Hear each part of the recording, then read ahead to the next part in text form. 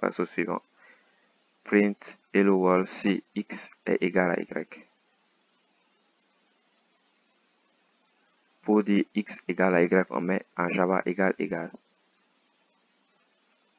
Pour dire si est-ce que x est égal à y, on met égal.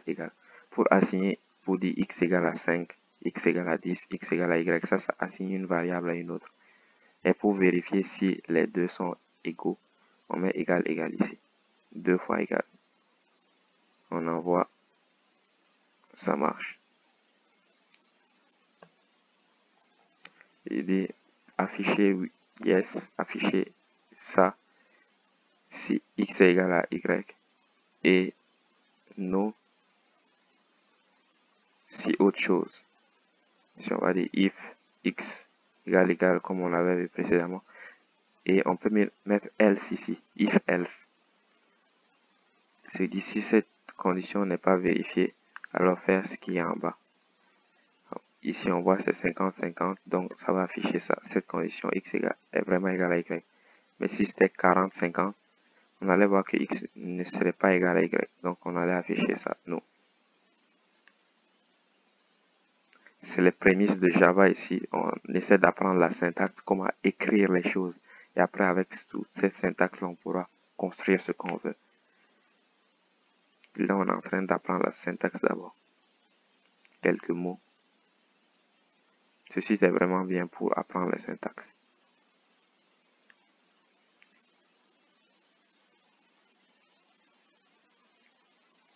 La syntaxe, c'est la manière d'écrire un langage de programmation.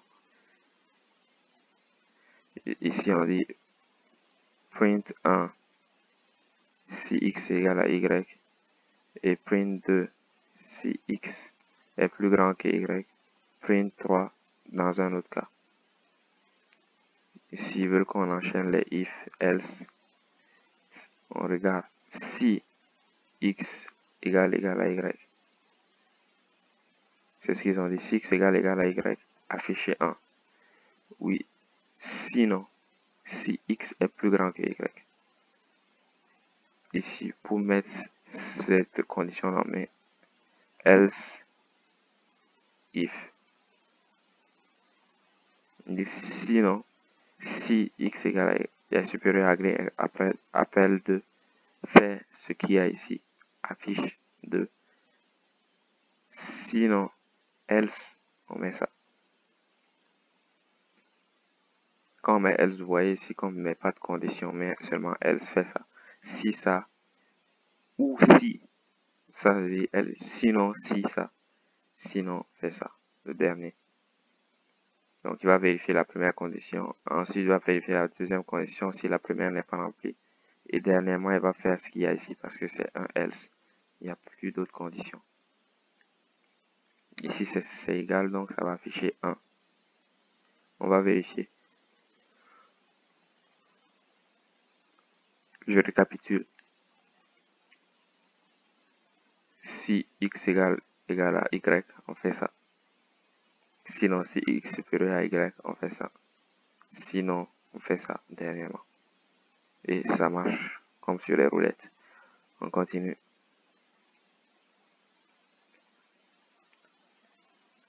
Insérer la partie manquante.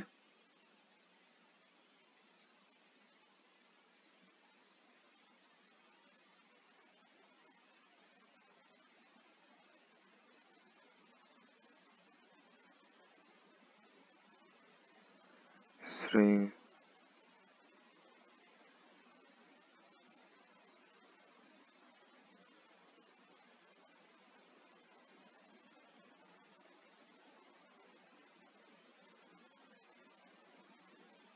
ok, c'est l'opérateur ternaire ici. Vous voyez l'opérateur ternaire. L'opérateur ternaire, c'est une condition if-else sans vraiment écrire if-else.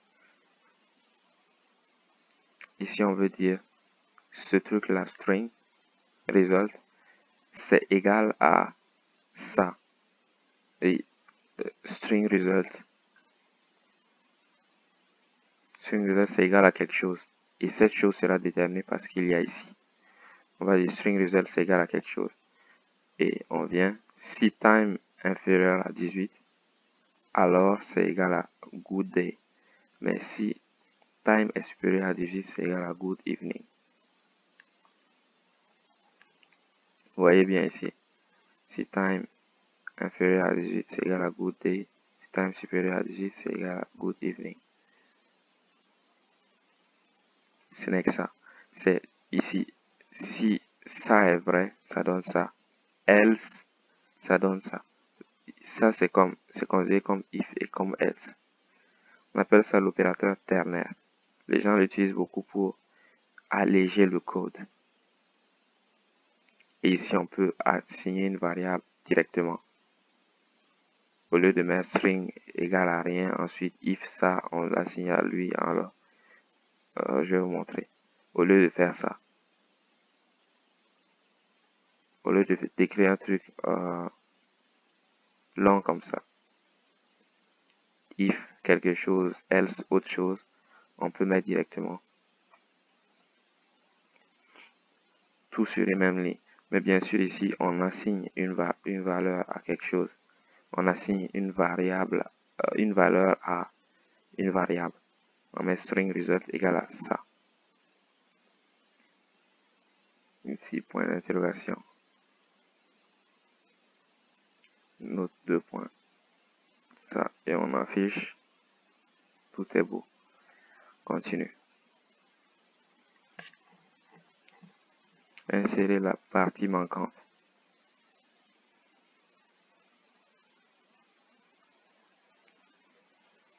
Ici, les switch. Switch, c'est pour dire. Switch, c'est comme des if et else aussi. Sauf que switch a une certaine particularité. Peut-être qu'on va la discuter plus tard. Ici, on va se concentrer sur comment l'écrire. On dit switch. Ça veut dire va directement à ces trucs-là. D va prendre un certain nombre de valeurs. D peut être 1 ou 2. Donc, je vais le discuter ici tout de suite. Comme quand on fait un if, on dit if D égale à 1, fais ça. Else if D égale à 2, fais ça. Mais pour les switch, on sait déjà quel type de valeur D va prendre. On va dire switch D. Ça veut dire que si D égale à 2, ça va directement ici, ça ne vérifie pas est-ce qu'il est égal à 1. Il va directement à 2. On va mettre case. Pour dire le cas 1, voici le cas où D égale à 1, voici ce qu'il faut faire. Et ici, le cas où D égale à 2, voici ce qu'il faut faire. Et on met break à la fin, toujours. Pour dire si on met pas break, ça va faire ça, ensuite ça va tous les enchaîner. Mais on met break pour dire D égale à 1, tu fais ça, et ensuite tu sors du switch. Tu ne continues pas pour faire les autres. Et ici, D égale à 2, il affiche Sunday et il sort de la boucle. Break, c'est pour sortir de la boucle. Ici, switch, c'est comme une boucle. Si on mettait D égale à 1 et que ça faisait ça, ça allait essayer de continuer pour faire les autres, pour voir si le cas 2 est vérifié, si le cas 3 est vérifié. Mais quand on fait break, ça vérifie D égale à 1, ça va au cas 1, ça affiche et ça quitte la boucle.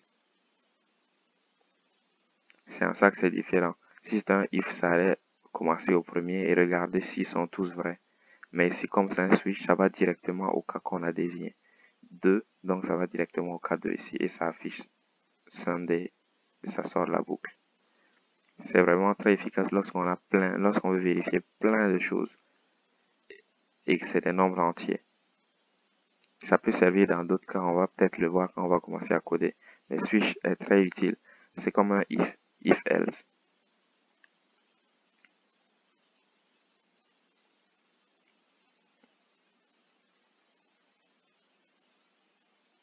Il dit c'est faux, on va voir. Oh, case c'est en minuscule. Case en minuscule. Ok. On passe au suivant.